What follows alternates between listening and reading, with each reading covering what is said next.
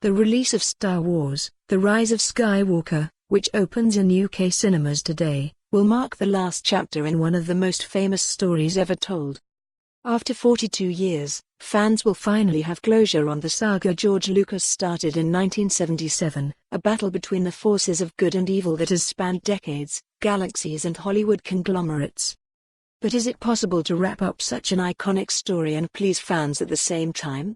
Especially when Disney intends to keep Star Wars around for as long as we'll tolerate it. Where does The Rise of Skywalker tie into the saga? It is literally the end of an era. The film is the final installment of both the modern trilogy and the overarching 9-part Skywalker saga. Its release is a twofold watershed moment for the Disney era of Star Wars.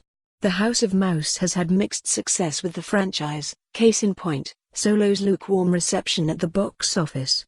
Plus, if this genuinely is the end of the Skywalker saga, the film will close the door on the heart of the story that we have all known and loved for the past 4 decades. Will fans still care? What do the reviews say?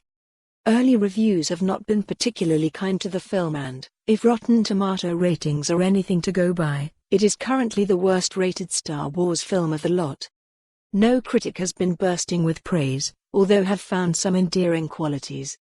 There are effective emotional punches before the end, as we say a final goodbye to Carrie Fisher and her generation of stars, and as Kylo and Rey face their demons. Empire's Helen O'Hara, who gave the film 3 stars out of 5, wrote, "Arguably the story more or less ends up in the right place, despite the threads left hanging." Meanwhile, CNN reasoned, Abrams has made a Star Wars movie aimed at the people who love it best. The Rise of Skywalker isn't perfect, but seen that way, it more than rises to the occasion. Is Disney to blame? When Disney acquired Lucasfilm in 2012, it seemed likely that the studio would try to replicate the success of Marvel and its widely spanning superhero universe.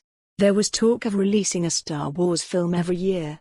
Journalist Adam Rogers, writing for Wired magazine in 2015, said, "If everything works out for Disney, and if you were old enough to have been conscious for the first Star Wars film, you will probably not live to see the last one. It's the forever franchise." But it's not been smooth sailing for Disney, and the ultimate sticking point was Solo's lackluster box office performance, with the company appearing to twig that there is such a thing as Star Wars fatigue.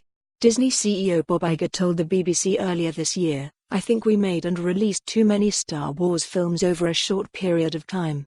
I just think that there's something so special about a Star Wars film, and less for more on this story, visit the news article link."